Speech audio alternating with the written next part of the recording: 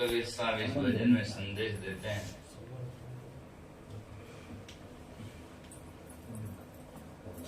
जीवन जोबन राज मद अविचल रहे न कोई, जो दिन जाए सत्संग में वो जीवन का फल कोई। बाकी जीवन ऐसे चला जाएगा और जो सत्संग में संतों के सानिध्य में जाएगा वो हमारे काम आएगा। बाकी तो सजना छूट जाएगा, परिवार तो पहले ही रूठ जाएगा और बाद में शरीर छूट जाएगा, उठाकर शमशान में ले गए वहां सिर फूट जाएगा और बाजा घर लाभ से हलवा खान उठ जाएगा। बाकी सब क्या झूठ जाएगा। इसीलिए महान पुरुष कहते हैं कबीर शोधन संचय जो आगे को होई, कबीर कमाई आपनी कबूर निष्फल जाए, सो कोसा पीछे धरे मिले अगाऊ आए। जो जीवन में सत्कर्म किया है, शुभ कर्म किया है, दान पुण्य किया है, वो हमारे जीवन में साथ है। बाकी तो सजना साथ में है, न कोई हाथ में है, न कोई दिन में है, न कोई रात में है। केवल बात बात में है, मारा है, मारा है, मारा है। शरीर छूटा न कोई न चारा है। तरुण सागर जी जैन मुनि हुए महाराज, वो कहते रहते कि आदमी जिंदगी भर करता धन धन धन धन, शरीर छूटा अमुक आदमी का निधन। निधन कोई धन नहीं है ना, अमुक आदमी का निधन मृत्यु। तो जिंदगी भर में करता धन धन धन, शरीर छूटा अमुक आदमी का निधन, कोई धन किसी का नहीं है। कितना जाल बिछाओ, कितना खजाना भर दो, कोई साथ में नहीं जाता। जोधपुर दरबार जसवंत सिंह जी थे ना, राजा भी थे, सजना संत कहलाए ऐसे। उनके गुरुजी जोधपुर का ठिकाना पूरा नाथों का है, सजना नाथ संप्रदाय से दीक्षित थे। अभी भी भजन बोला कमलाबाई ने, देवनाथ गुरु मिला मान सिंह जी का।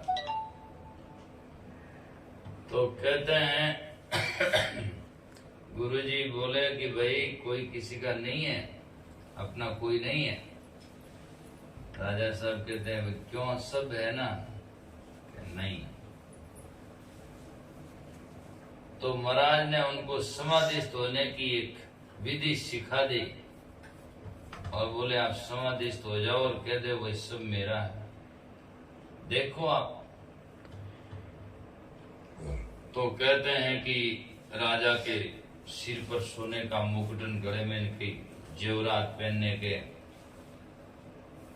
थे। तो राजा जसवंत सिंह कहते हैं कि वो समाधि चढ़ाते चढ़ाते बोला भाई शायद मेरा लगता है शरीर छूट जाएगा, तो जितने मेरे शरीर पर आभूषण गहना है वो आपके तो राज दरबार में धन बहुत है, तो इसको खोलना मत, साथी जड़ा देना, साथी खोलना मत। ऐसे करके समाधिस्थ हो गए।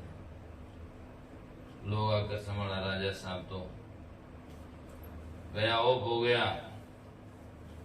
तो बोले राजा साहब ने कहा इतना ये महंगा आभूषण है, सोने के मुकुट वगैरह। बोले राजा साहब ने कह दिया, अब मरने के बाद में क्या काम है, मान ले जाने से फायदा क्या है? राजा का वचन है तो बस सोने का हवा पीतल का बना दो और चांदी का सिल्वर का बना दो, एल्युमिनियम का। पूरे शहर में कितने सोनार दे ऑर्डर दिया, जबरदस्त बनाओ, खोल खोल कर असली रेल खोल नकली पहना दिया। जनाजा सजाना शुरू हुआ। जसवंत सिंह जी ने समाधि उतारी और देखा, अरे राजा साहब वापस जिंदा हो गए। राजा साहब देख रहे, भाई ये भूषण कहाँ गया न वो कहाँ, दूसरा कहाँ से आ गया? डरने लगे। डर भी तो लगता है, ऐसा गलती हुई स्वाद में आकर ऐसा मैंने कर दिया। तब राजा जसवंत सिंह साकी लिखते हैं और कहते हैं कि खाया पिया खर्चिया दिया लिया साथ, जसवंत धरण पोड़ाव्या तो माल फिरने हाथ। जिस दिन धरण पर पोड़ा देंगे शरीर छोड़ जाएगा, ये माया अपने हाथ में नहीं, माल दूसरों के हाथ में। हमारे हाथ में कुछ नहीं है, इसलिए जब तक हाथ में है तब करो। जसवंत धरण पोड़ाव्या माया बिराने हाथ, बिराना नाम दूसरों के हाथ में, हमारे हाथ में नहीं रहेगा। उनकी बाद में जोधपुर रेलवे स्टेशन के सामने राजा जसवंत सिंह ने सराय बनाई जिसका नाम जसवंत सराय है। आज आप देख सकते हैं जसवंत सराय है, लोग यात्री आते हैं रुकते हैं जसवंत सराय नाम से। इनके में लगाओ कुछ न कुछ। तो सजना बात ये रहती है जीवन में कुछ करके जाओ। धन रहे जौबन रहे रेन घर और गांव, कबीर जग में जस रहे कर दे किसी का काम। किसी का काम कर दो तो वो आपके दिन में रहेगा। बल्कि तो सजना ये कोई संसार में कोई किसी के साथ में नहीं जाता है। तो जौबन धन पावना दिन चारा, और जरा गर्व करे सो कि हमारा तो 4 दिन के लिए मिला और उसका हम गर्व करें, मेरे पास में है, मेरे पास में है। क्या पास में? थोड़ा गहराईता से देखो तो आपको लगेगा कि कोई पास में नहीं। सूर्य उदय होता जब जोश होता है वो सूर्य उदय हो गया, सूर्य उदय हो गया। लेकिन थोड़ा गहराईता से आगे जाकर देखो तो वो उदय नहीं हुआ, अस्त होने जा रहा है। उदय होता है तो वो उदय होते ही फिर अस्त होने की तरफ में बढ़ता है। ऐसे ही जन्म लेते ही फिर मृत्यु की तरफ में जीवन बढ़ता है। जब से जन्म धरे तब इसे आयु घटे, और माता पिता कहे मेरा बड़ा हो जाता है। माता पिता कहते हैं मेरा बच्चा बड़ा हो गया। कितना बड़ा हो गया? 10 साल बड़ा हो गया, अब तो पांव पर खड़ा हो गया। और बड़ा हो गया कि छोटा हो गया? यदि उम्र उसकी थी यदि 60 साल, 10 साल निकल गया, बड़ा कहाँ हो गया? 10 साल छोटा हो गया। तो बड़ा नहीं होता है, छोटा होता है। सूर्य इतना चढ़ गया नहीं, इतना कट गया। इसीलिए जीवन की सजना उल्टी गिनती शुरू हो जाती है। अपना आदमी की आंख नहीं खुलती है। आंख तो जब खुलती है, आंख बंद होने की तैयारी होती है तब खुलती है, तब फिर कोई हाथ में नहीं रहता। इसीलिए हमें पहले सचेत होकर के वास्तविकता को बोध करना चाहिए। तो कहते हैं हाड़ मास का बढ़िया पिंजरा भीतर भरिया बघारा। आज ये शरीर क्या है जिसके ऊपर लोग रीझते हैं? ओहो ये कितना सुंदर है। पर थोड़ा घटो मत देखो, मैं चलो एक्सरे तो खाचो। एक्सरा समझते हैं? फोटो से तो बाहर का चित्र आता है और एक्सरा से अंदर का। तो थोड़ो मैं जान एक्सरो खाचो तो मैं ठा बड़ी कही है। क्या है इसमें? कि टट्टी पेशाब की पोटली है, वो थैलो है, और क्या है इसमें? क्या भरा हुआ है? कि कोई और है इसमें? कुछ नहीं। और जो मनुष्य भक्ति भजन नहीं करते हैं, सुमन साधना नहीं करते हैं, दान पुण्य जीवन अच्छा नहीं बिताते हैं, उन्होंने क्या जीवन लगा रखा? क्या बनाया जीवन? केवल जाकर के टट्टी पेशाब की मल बनाने की फैक्ट्री लगा रखी है। खावे और मलमूत्र बनाए, और क्या कर रहा है? भक्ति भजन तो है नहीं। खाओ पियो और बस मलमूत्र बनाओ, बस जिंदगी भर ये करो। यदि जिंदगी में ये करने के लिए थोड़ी जीवन मिला है, जीवन तो सजना भक्ति भजन के लिए मिला है। आज जीवन में आए हो तो जीवन में ये तो शरीर का खाना पीना आहार विहार तो ये प्रकृति है, लेकिन विचार करके भक्ति भजन करके किसी का भला करो, कल्याण करो, उपकार करना चाहिए। और इस पर मत रहियो। एक शायर ने शेर लिखा, संसार में चमकने वाला सब सोना नहीं होता। सब चीजें चमके जी की होना थोड़ी है। चमकने वाला सब चीजें सोना नहीं होता, और जो चमक पर रीझता है उसे लास्ट में रोना होता। चमक पर केवल रीझ जाता है, लास्ट में उससे निर्णय होता हो। कई माता बेना भजन गावे, होनो जान में तेवटियो घड़ायो, कर्मारे भरता वो तो पीतल निकलायो। है ना, ऊपर से दिखता बढ़िया है पर भीतर से कुछ नहीं।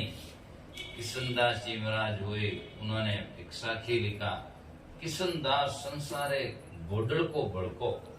घोड़ल जानते हैं आप, अभ्रक जो हिजाज में लगाई जाती, चमकती चांदी जैसी है। चमक तो चांदी जैसी होती है, सिल्वर जैसी।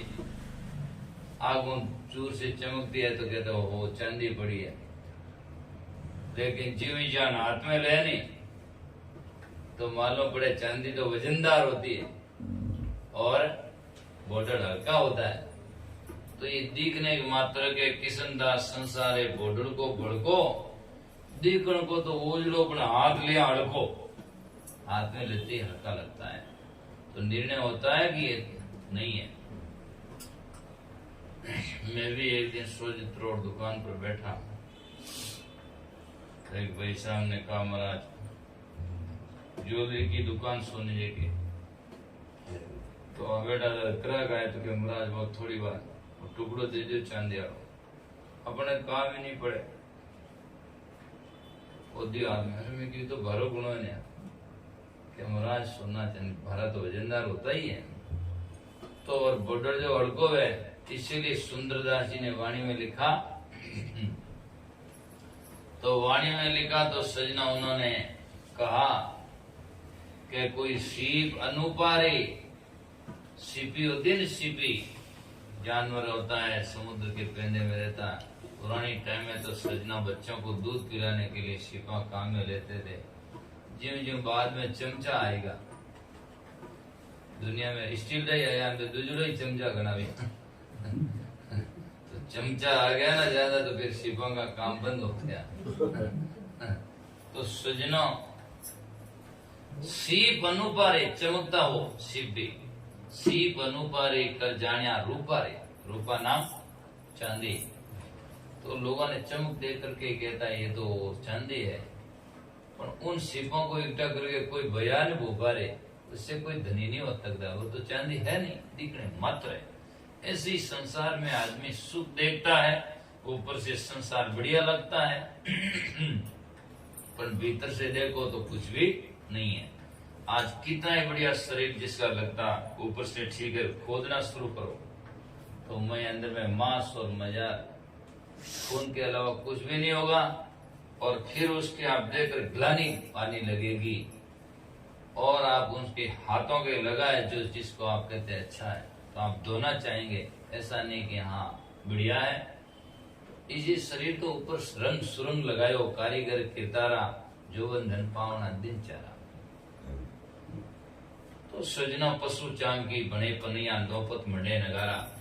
पशुओं की चाम तो काम आती है, हड्डियां काम आती है, पता नहीं काम क्या लेते, ये तो मैं पूरा नहीं जानता, पर ये तो मैं देखता गाँव में लोग आते हड्डियां इकट्ठी करके पशुओं की हड्डियां कहीं ले जाते हैं। तो ये तो पक्की तस्लीर कहीं न कहीं तो काम आती हो गई, तब ले जाते हैं। पर जेटे मनुष्य का शमशान है वो कोई नहीं ले जावे, वे 2-3 हरिद्वार ले जावे जी हो जावे, कना तो गाड़ी जावे, कना स्टेशन आवे, कना माता पति खत्म है ना। कितना ही उसका पिता बढ़िया अच्छे कर्म वाले थे, लेकिन वो पिता की हड्डियां लेकर जब सजना हरिद्वार गंगा जाता है तो वो स्टेशन पर जाता है, तो चाहे रेलवे स्टेशन जाओ चाहे बस स्टैंड जाओ, जाकर पूछता सबसे सुपर फास्ट गाड़ी कौन सी, उसमें जाएं ताकि जल्दी डाल करके वापस आ जाए, माता पति खत्म हो जाए। ऐसा नहीं कि मेरे पिता की हड्डियां आराम से जाओ।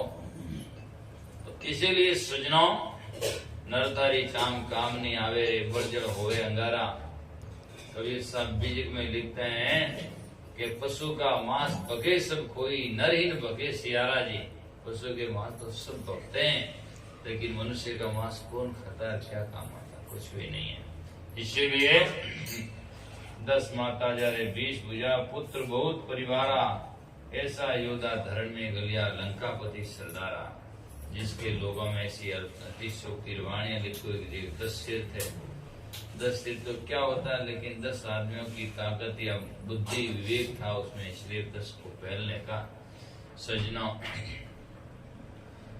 और मतलब 20 आदमी का मतलब 10 आदमियों की ताकत के समान उनका जीवन था, इसीलिए ऐसा कहा जाता है।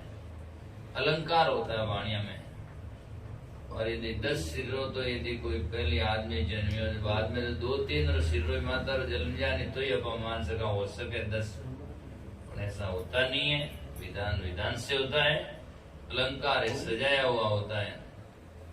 तो सजाया हुआ कहने का मतलब उसमें लाक्षणिक उसका अर्थ होता है कि उसमें 10 आदमियों को समझाने की, समझने की या पहलने की ताकत थी, इसलिए उसे 10 मस्तक क्या कहते हैं। तो इसलिए जो बंधन पावना दिन चारा जाना गर्भ करे सो बीमारा। आ संसार ओस को पानी जातन लागे वारा। ओस का पानी जाते में क्या टाइम लगता है, घंटा 2 घंटा धूप आएगा पानी सूख जाएगा। ऐसे ही हमारे सामने से कितना पानी सूखे, कितने लोग चले गए, हम भी जाने की तैयारी में ही है। तो इसलिए जो बंधन पावना दिन चारा जाना गर्भ करे सो बीमारा। दो, जो चीज छूटने वाली उसका क्या गर्भ क्या जाए। मेरी मेरी करता मरिया मानवी मिटान मान गुमाना। साधु संत की सेवन जानी तो किस भी हो कल्याण। तो किस कल्याण होगा, कल्याण की राह है। समय बचाओ, धन बचाओ, अपनी इज्जत बचाओ और जीवन को बचाओ। बचाने का समय जितना है उसमें से थोड़ा निकाल कर सत्संग में जाओ और अपने इंद्रियों और मन को बचाओ, बुरे कर्मों से बचाओ और जाकर के समय बचा कर उसको सेवा में लगाओ। और धन बचा करके सजना आप भी खाओ और दूसरे को भी खिलाओ। जियो और जीने दो, आप भी खाओ और दूसरों को खिलाओ। तो ये संसार में सृजना तब होगा सार्थक